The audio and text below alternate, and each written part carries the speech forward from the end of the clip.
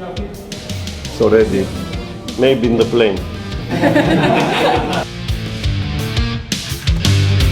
Belajar aja, William dan Paul suka dipercaya.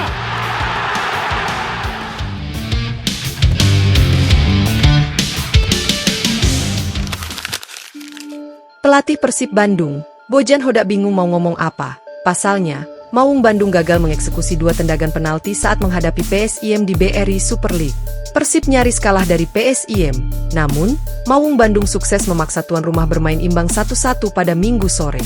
PSIM mencetak gol lebih dulu lewat tendangan penalti De Valente pada menit ke-63. Persib mendapatkan kans untuk menyamakan kedudukan usai mendapatkan sepakan 12 pas. Namun, eksekusi William Barros sangat mengecewakan. Tembakannya pada menit ke-71 melambung tinggi di atas gawang kiper PSIM, Cahya Supriyadi. Persib baru bisa menyeimbangkan keadaan lewat Patricio Matricardi pada menit ke-95. Pada masa injury time, Maung Bandung semestinya bisa mengembalikan skor. Persib menerima hadiah tendangan penalti lagi. Kali ini, Mark Klok yang maju sebagai algojo. Namun, sepakan gelandang naturalisasi kelahiran Belanda itu masih bisa dibendung Cahya. Saya tidak tahu harus berkata apa. Jika Anda gagal mengeksekusi 2 penalti dalam satu pertandingan, saya tidak tahu harus berkata apa. Saya pikir, secara pertahanan, kami bermain cukup baik, kecuali penalti itu, ujar Hoda usai laga. Saya rasa mereka tidak menciptakan peluang lain. Semua hanya menembak dari luar kotak dan selesai. Jadi, dalam hal itu, kami baik-baik saja, katanya menambahkan. Hoda juga menyoroti lini depan Persib. Juru taktik berkebangsaan Kroasia itu menyatakan penyelesaian akhir William Barros dan kawan-kawan kurang tajam. Untuk menyerang, kami tidak cukup menciptakan peluang dan jelas penyelesaian akhir kami tidak yang terbaik. Bagi saya, sejujurnya, saya tidak bisa mengingat kapan terakhir kali seseorang gagal 2 penalti dalam satu pertandingan, tutur Hoda. Kami bangkit lagi, kami berjuang, itu berarti kami memiliki karakter, sama seperti tahun lalu, tetapi penyelesaian akhir tetap saja tidak bagus, imbuhnya.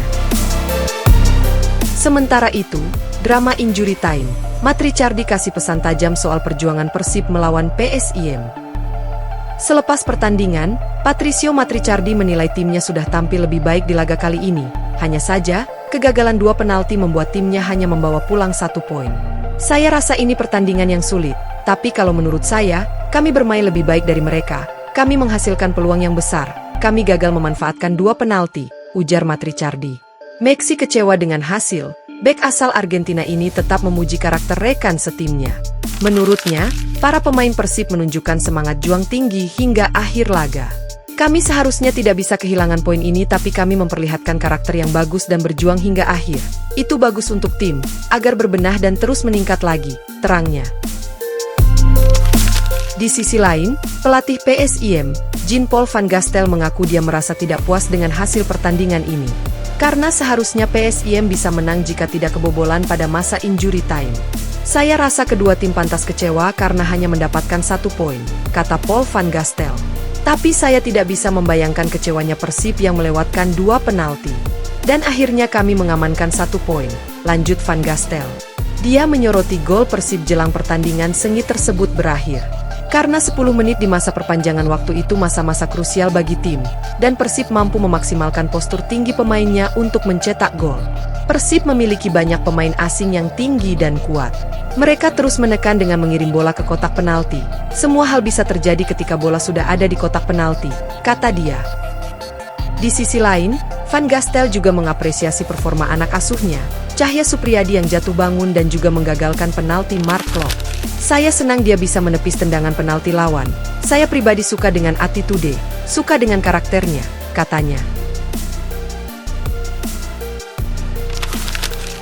Berita lainnya, reaksi berkelas Bojan Hodak soal Persija Jakarta yang menggila. Lihat, siapa yang jadi juaranya. Pelatih Persib Bandung, Bojan Hodak, beri reaksi berkelas kala mengomentari Persija Jakarta yang menggila di Super League musim ini. Dia mengaku Persija tampil bagus, tetapi tetap optimistis timnya yang jadi juara. Bojan Hodak juga komentari Super League musim ini yang dinilainya menjadi lebih bagus. Pasalnya kini, ada 7 pemain asing yang boleh dimainkan dalam setiap pertandingan. Dan ini lebih banyak dari sebelumnya. Ini membuat kualitas liga meningkat. ujar Bojan. Tapi ini akan menjadi lebih sulit dari tahun lalu dan setiap tahunnya setiap tim merekrut pemain asing baru yang lebih baik. Itu kenapa liga meningkat, sambungnya. Soal Persija, Bojan Hodak juga melihat tim asal Jakarta ini mengalami perkembangan yang bagus. Bahkan, Persija terlihat berada di puncak performa. Tetapi, Bojan Hodak ogah gusar, sebab turnamen berjalan masih sangat panjang sehingga penentuan juara akan terus berlanjut. Tapi kita akan lihat siapa yang menjadi juara di bulan Mei, bukan sekarang, tegas Bojan Hodak. Lebih lanjut, Bojan Hodak mengatakan bahwa di Liga Indonesia cukup jarang ada tim yang bisa meraih juara back-to-back atau beruntun. Tercatat, hanya Bali United dan Persib Bandung yang melakukannya. Jadi saya rasa di tahun ini kecuali supporter Persib dan sponsor Persib, tidak ada yang ingin kami menjadi nomor satu lagi, kami sekarang sendirian, ucap Bojan Hodak.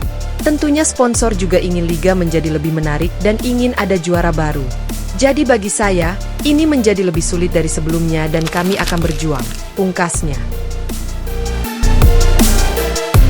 Berita lainnya, kata Bojan Hodak soal rumor Tom Haye gabung Persib Bandung. Rumor transfer kembali menghangat di sekitar Persib Bandung. Kali ini nama Tom Haye, gelandang timnas Indonesia yang saat ini berstatus tanpa klub, disebut-sebut bakal segera merapat ke skuad Maung Bandung. Haye diketahui tengah berstatus bebas transfer setelah berpisah dengan Almere City, klub Eredivisie yang dibelanya musim lalu. Situasi tersebut membuat peluangnya bergabung dengan klub manapun terbuka, termasuk Persib. Spekulasi semakin ramai setelah sebuah akun media sosial sepak bola, Se-Asia Goal, menuliskan nama Haye dalam daftar 27 pemain timnas Indonesia untuk FIFA Matchday September. Menariknya, dalam unggahan tersebut, Haye dicantumkan sebagai pemain Persib, meski juga disertai nama Bangkok United. Hal inilah yang membuat rumor semakin kencang bahwa gelandang berusia 29 tahun itu bisa saja berlabuh ke Bandung. Namun, pelatih Persib, Bojan Hodak, memilih untuk tidak banyak berkomentar soal kabar tersebut. Ia menegaskan bahwa dirinya belum mengetahui soal rumor Haye ke Persib. Pelatih asal Kroasia itu hanya meminta publik menunggu informasi resmi dari klub terkait siapa pemain baru yang akan datang. Jadi silakan Anda mengikuti laman resmi Persib dan saya yakin akan ada berita di sana, ucapnya. Meski tak memberikan kepastian, Bojan sempat melempar candaan mengenai calon pemain anyar Persib. Mungkin lagi berada di pesawat, mungkin asing atau lokal, hanya ikuti sosial media Persib, tutupnya. Persib dikaitkan Patrick Mortensen, top skor Liga Denmark. Tapi sosoknya disindir bobotoh. Kenapa? Persib Bandung dikaitkan dengan pemain grade A mematikan dari Liga Denmark. Sosok yang kini santer dirumorkan diincar Persib adalah Patrick Mortensen. Masuknya nama Patrick Mortensen ke dalam list belanja Persib Bandung diketahui dari akun seputar sepak bola Indonesia, Liga 1 Talk, Kamis, 21 Agustus 2025. Pemain Aarhus GF asal Denmark, Patrick Mortensen, dikabarkan masuk radar Persib Bandung. Di Liga Denmark musim lalu, penyerang berusia 36 tahun itu tampil sebanyak 32 kali dengan catatan 20 gol dan 1 umpan gol, tulis Liga 1 Talk. Meski berusia 36 tahun, Patrick Mortensen bukanlah striker yang bisa dianggap sebelah mata. Pasalnya, Patrick Mortensen tercatat memiliki 2 gelar pribadi bergengsi, yakni top skor Superliga Denmark musim 2024-2025 dengan 20 gol. Dan juga top skor Divisi 1 Liga Denmark musim 2013-2014 dengan 23 gol. Namun bicara peluang, kans Persib Bandung amankan Patrick Mortensen terbilang terjal. Pasalnya, striker kelahiran Kopenhagen itu masih terikat kontrak bersama klub kasta tertinggi Liga Denmark, Aarhus GF. Patrick Mortensen masih terikat kontrak sampai dengan 30 Juni 2026 bersama Aarhus GF. Di sisi lain, bobotoh memberikan reaksi terhadap rumor ini. Dikutip dari Instagram pribadi Patrick Mortensen dan akun rumor Liga 1 Talk, beberapa bobotoh langsung berikan kritik tajam. Kritik tajam bukan berkaitan dengan performa Patrick Mortensen, melainkan terkait dengan usia sang bomber. Mengingat, saat melepas David da Silva dan Ciro Alves, Persib Bandung santer menyebut keputusan itu sebagai langkah regenerasi skuadnya. Pantas jika bobotoh langsung mengkritik keras, hingga membandingkan Patrick Mortensen dengan David da Silva dan juga Ciro Alves. Meski terbilang uzur, kualitas Patrick Mortensen tak bisa disepelekan. Punya label top skor dan beberapa musim terakhir mampu catatkan kontribusi gol besar. Musim 2020-2021, Patrick Mortensen catatkan 15 gol dari 29 pertandingan untuk Aarhus GF. Di musim 2021-2022, striker jangkung itu mampu bukukan 6 gol dari 28 pertandingan. Dilanjutkan pada musim 2022-2023, pemain kelahiran Kopenhagen itu mampu catatkan 16 gol dari 32 pertandingan. Lalu, 2023-2024, Patrick Mortensen bukukan 13 gol dari 32 laga. Dan terakhir 2024-2025, pemain berlabel 6,08 miliar rupiah itu pernah catatkan 20 gol dari 32 pertandingan. Menarik, untuk kita nantikan kabar berikutnya.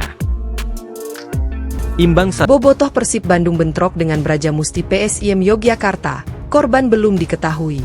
Bobotoh Persib Bandung terlibat bentrokan dengan Brajamusti PSIM Yogyakarta, usai kedua tim hanya bermain imbang dengan skor 1-1, Minggu sore.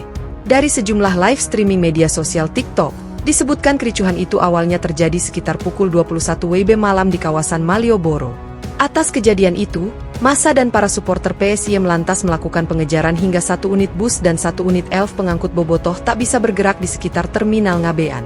Bahkan dari live stream akun TikTok Bima, kendaraan pengangkut Bobotoh tersebut kondisinya nyaris dibakar massa, setelah kaca-kacanya hancur dilempari batu oleh massa, namun belum ada laporan resmi tentang kronologis dan jumlah korban luka dari kejadian tersebut.